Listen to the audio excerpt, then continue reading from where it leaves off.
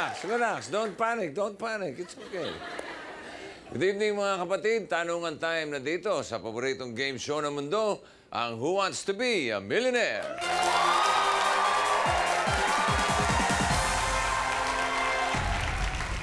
Matapos nating magkamilyonaryo, ilang linggo pa lang ang nakakalipas, parang gusto ko na naman mamigay uli ng milyon.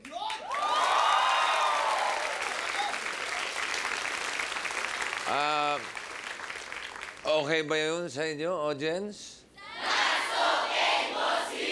Wow! You want another millionaire? That's okay, bossy! Can you donate money for the 2 million? That's not okay, bossy! Biglang that's not okay. Akala ko pa naman, oh. Lahat na sagot ito, okay? Ito million eh. Ha? Oo nga eh. Eto, kilalanin na natin ang maaaring maging milyonaryo sa gabing ito. Panoorin natin. Ako si Giancarlo Navarrete, isang musikero. Violin yung una kong instrument. Nagkaroon din ako ng flute, nag-lyre din ako. Tapos nag-try din ako mag-piano pero sobrang bagal ko lang. Tapos guitar din. Pero gusto ko pa rin talaga yung violin. Yun talaga yung pinaka-swabe na instrument para sa akin.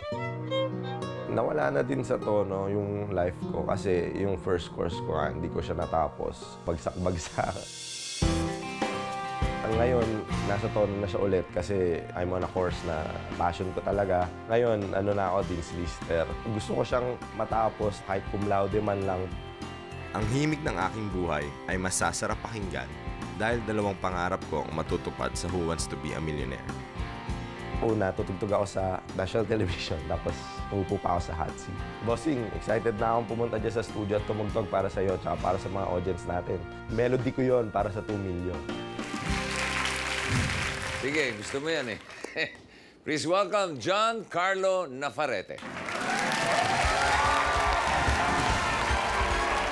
Good evening, John. Good evening po. Good evening. Kamusta ka na? Okay lang po, kinakabahan. Handa ka na bang maging milyonaryo? Handa na po. O, edi, punta na tayo sa hot seat. Ay, wait lang. Ha? Meron pa akong prepare para sa inyo. Aba.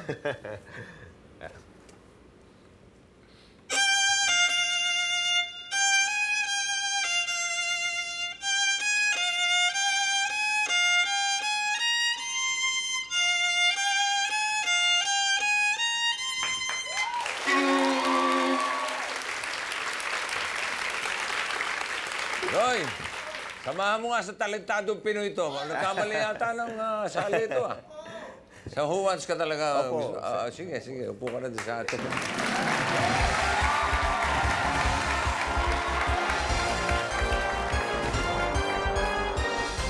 Next week, yung tutuloy naman sa Alambre.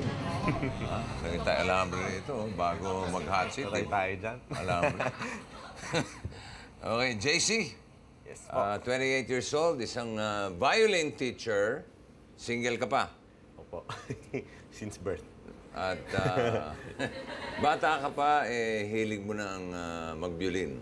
Opo, pero hindi po violin yung una kong instrument eh. Po, nag-flute po muna ako, yung bamboo flute. Yung nabibili sa mga tabi-tabi. Ano nangyari doon sa flute mo? Ayun, basag-basag na po. Tapos pinaglaruan ko pa yun, maliit pa ako. So, nung natuto na ako mag-music, nilagyan ko siya ng tape para matugtog ko. So, yung flute mo, hindi ka naka-flute, lumubog ka. Pwede. Ang kwenta, no? Ang kwenta yung joke ko. Kayo ng mga barkada mo ay sumasali sa mga quiz bee dati pa? Opo, Mahilig opo. din kayo sa mga quiz-quiz, ha? Opo. Nananalo naman. Hindi pa kami nakaabot sa champion. Gusto namin champion eh. So this year meron kaming may chance pa kami maging champion. Ano mga paborito niyong mga topics? Ikaw, ano mga gusto mong Ako po pinag-uusapan? bossing usually mahilig ako sa history, literature. 'Yun, mahilig talaga ako magbasa ng libro. Naku, ayos. Tama-tama, wala tayong mga tanong tungkol sa history. I know, patay. Sa literature. Ano naman ang plano mo kung sakaling ikaw ay maging milyonaryo? Ayun po, kasi nag-aaral pa po ako ng conservatory. So, Music? pang-tuition. Opo. Pang-tuition pa. Tapos, Okay. para yung mom ko makauwi na rin. Nasaan ba si mami mo? Nasa Saudi po. Matagal na siya roon, Opo. OFW? Opo, mahigit 5 years na din po. Sino kasama mo ngayon, JC? Dad ko po at saka sister. Si Daddy Benedicto. Good evening po, bossing. Si Charlene. Welcome po. Good evening. Hi, bossing! Okay, good luck, JC. Ito muna ang ating mechanics, ha? 15 multiple choice questions. Kung masasagot mo ang 15 tanong ng tama, meron kang 2 million pesos. Dalawang money tree sa pwede mong pagpilian, ang classic money tree at ang high-risk money tree. Sa classic money tree, nandyan ang dalawang safe havens. Sa question 5, assured ang 20,000 pesos. Sa question 10 naman, 150,000 pesos. Kung umabot ka sa question 15, 2 milyon yan. Nariyan ang inyong tatlong lifelines sa 50-50. Magtatanggal ang computer ng dalawang maling sagot. Pipili ka na lang doon sa matitira. Sa People Speak, 3 audience members ang pipiliin mo para tulungan ka. Bahala ka kung sino ang paniniwalaan mo. Merong nakalaang 20,000 pesos para sa magbibigay ng tamang sagot. Kung tama ang sagot nilang 3, paghahatian nila ang 20,000. Sa Switch, maaari mo palitan ng tanong kung sa tingin mo ay di mo ito kayang sagutin. Ang 3 lifeline na ito ay magagamit mo anytime within the game. Sa high-risk money tree, mawawala ang pangalawang safe haven, pero madadagdagan ng lifeline na magagamit mo anytime within the game. Ang additional lifeline na ito ay ang double dip. Sa double dip, may pagkakataon kang pumili ng 2 sagot sa isang tanong. Kung ang unang sagot ay tama, tuloy na sa susunod na tanong. Kung mali, maaari ka pang pumili ng isa pang sagot. Tandaan mo lang na sa ating high-risk format, pag nagkamali ka after question number 5, automatic na 20,000 pesos ang iyong maiuwi. So, JC, napag-isip mo ba aling money tree ang gusto mong laruin? Classic o high-risk? Bossing, mukhang classic na lang ako. Classic tayo. Alright, so ready ka na? Let's play Who Wants to Be a Millionaire?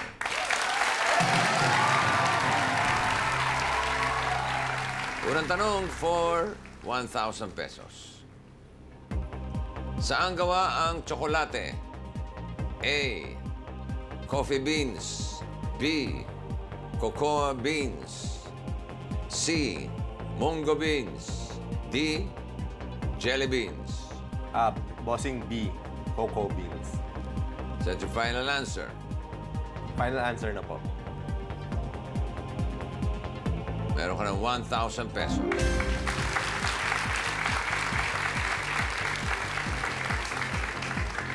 Next question for 3,000 pesos.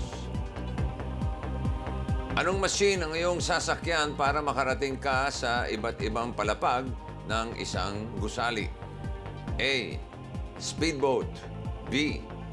Submarine. C. Elevator. Or D.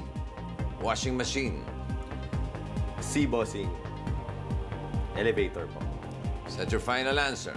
Yes, it's my final answer. Ayaw mo sumakay ng washing machine, ha? Elevator is correct.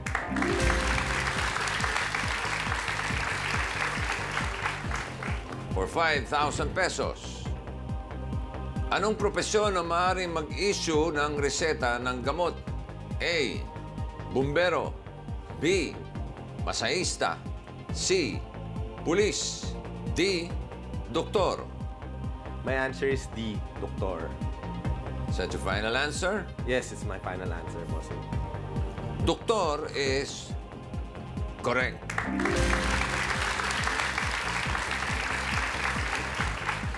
For 10,000 pesos, question number 4.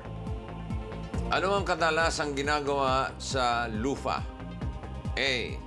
Panghilod. B. Paputok. C. Higaan. D. Pantali. My answer is A, panghilod. Is that your final answer? Yes, it's my final answer. Panghilod is correct.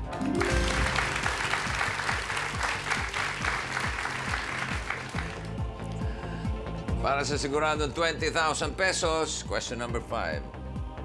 Ano ang pangunahing gamit sa latitude at longitude? A. Wealth. B. Location. C. Age. D. Beauty. I know na ito yung sa mapa, so I'm going with B, location. Is that your final answer? Yes, bossing, it's my final answer. Location is correct. 20,000 pesos.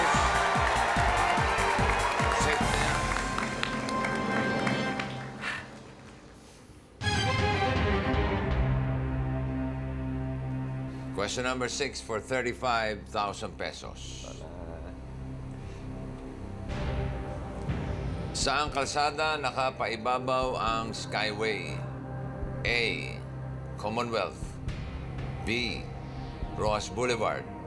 C. Airport Road. Or D. SLEX.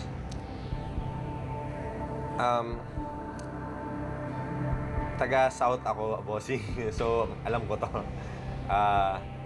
I think it's D, SLEX. Is that your final answer? Yes po, final answer. Patuloy pa kaya ang lakbay ni JC patungong 2 million? Alamin ang sagot when Who Wants to Be a Millionaire returns.